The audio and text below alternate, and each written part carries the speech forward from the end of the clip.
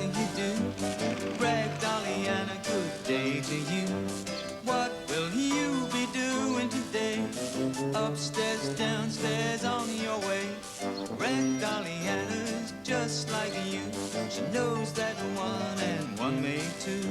She can talk all this and that with a bunch of paper roses in a big straw hat.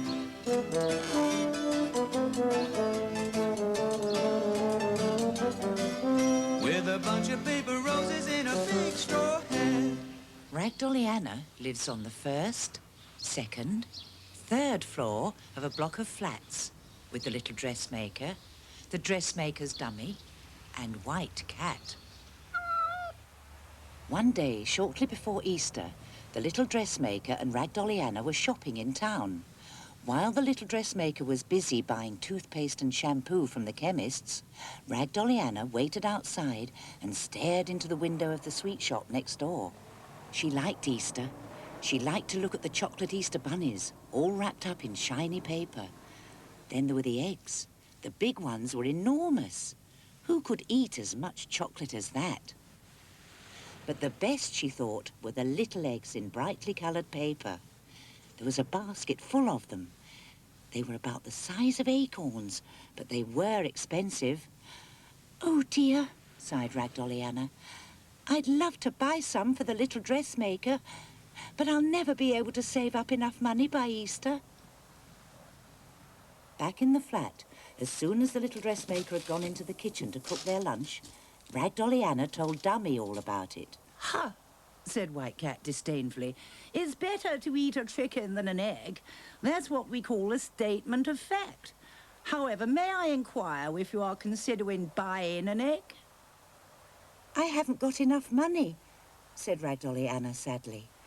"Oh, well, in that case, it's obvious you must earn it. You must do something useful and receive payment for it." Ragdolly Anna turned to Dummy. "I couldn't even clean the flat windows because I'm not tall enough. Wait a minute. I know. I could clean skirting boards. They're not too big for me, and they often get dirty and people forget all about them. I'll be a skirting board cleaner." She was excited. Dummy thought it was a splendid idea too, and she promised to keep it a secret so that the eggs could be a surprise for the little dressmaker on Easter Day. Ragdolly Anna found an old toothbrush in the waste paper basket. It would be just the thing for cleaning skirting boards, and a bit of cloth from the rag bag would make a good duster. "I'm going around the flats," said Ragdolly Anna to Dummy, "to see if anyone wants their skirting boards cleaned. I'll try Mrs. Beaver first. She's sure to want hers cleaned." Mrs. Beaver was delighted. "Oh, yes, oh, come in, dearie. A skirting board cleaner's just what I've been wanting. And I lost my best lace hanky yesterday. I lost my glasses as well, but I found them. Oh, dear, I'll be losing my teeth one of these days." Losing her teeth? Ragdolly Anna was horrified. She was glad she was not quite human.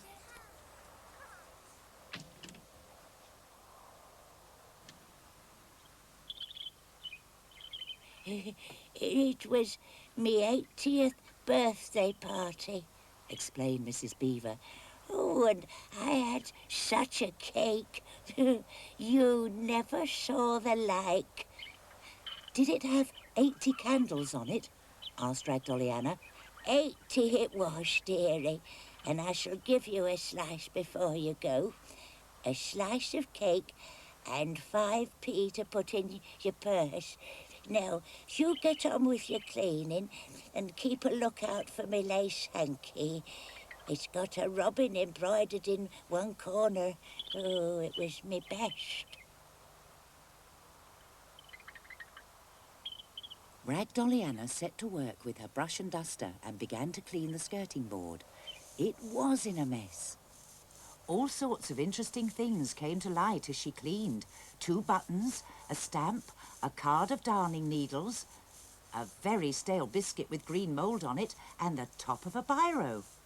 Ragdolly Anna worked hard. When she had almost finished, she suddenly discovered something. Mrs. Beaver, look, she called excitedly. There's a hole here. Come and see. Mrs. Beaver came and leaned over as far as she could and looked at the hole. Oh, so that's where they live. That's the mouse family in there.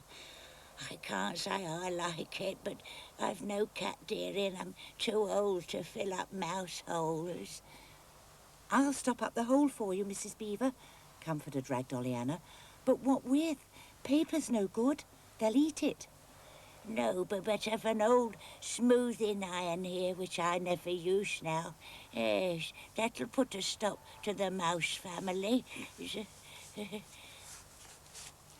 Mrs. Beaver went over to the dresser where her heavy old smoothing iron was standing. She picked it up and brought it over to where Ragdolly Anna was waiting in front of the hole. She tried to lift it, but it was far too heavy for her. But she could push it. Just as she got it to the entrance of the hole, something caught her eye. She knelt down and peered into the hole. There, just inside, she saw something light and white and lacy. Ragdolly Anna got right down on the floor so that she could see to the back of the hole, and there was Mrs. Beaver's best lace hanky. It seemed it was being used as a bedspread. There were several tiny pairs of pyjamas and a long pillow which didn't look too clean. Mrs. Beaver, called Ragdolly Anna excitedly. I found it. I found your lace hanky. The mouse family have got it. She put her hand carefully inside the hole. She could only just reach. She gave a tug and a tweak, and out it came. Mrs. Beaver was delighted. What a clever young lady. I'd never have found it myself. Now, here's your 5 pence, dearie, for a job nicely done. And here's a bit extra, a reward like for finding my hanky. She held up a shiny new 50p piece. Oh, gasped Ragdolly Anna. Why, that would be enough to buy a whole bag full of the little Easter eggs in shiny paper. Oh, thank you, Mrs. Beaver. And here's a big piece of birthday cake to go with it. There. Goodbye now, and oh, I hope you'll come again. Goodbye, said Ragdolly Anna. Oh, and thank you very, very much. When she got home, the little dressmaker was still cooking, so Ragdolly Anna put down the cake and told Dummy about the 50p piece. And now I suppose you're going to spend it, scoffed White Cat. If it were mine, I might consider putting it in the care of the Bank of England. I could advise you, if you like. No, thank you, said Ragdolly Anna firmly. I'm going to spend it now. And with that, she went out of the door. On Easter Sunday, Ragdolly Anna was up and dressed before anyone else was awake. She had taken the bag of eggs out of its hiding place and had put them all in their lovely shiny paper into a saucer, together with some primroses she had found the evening before. Now she put one of the eggs into the little dressmaker's thimble, so that it stood up above all the others. White Cat woke up, quite early for him, and took a look at the table. Having a celebration, what? Eggs, eh? Not as good as chickens, but not a bad idea, I suppose. The little dressmaker will like it anyway. There was just time for Ragdolly Anna to crayon Happy Easter on a card before the little dressmaker came in. Ragdolly Anna, Dummy, and White Cat held their breath, wondering what she would say. Oh, goodness gracious me, what a surprise. Oh, Ragdolly Anna. Oh, it's lovely. Ragdolly Anna's fine and brown, standing up and sitting down. Ragdolly Anna's fine and fat, with a bunch of paper roses in a big straw hat.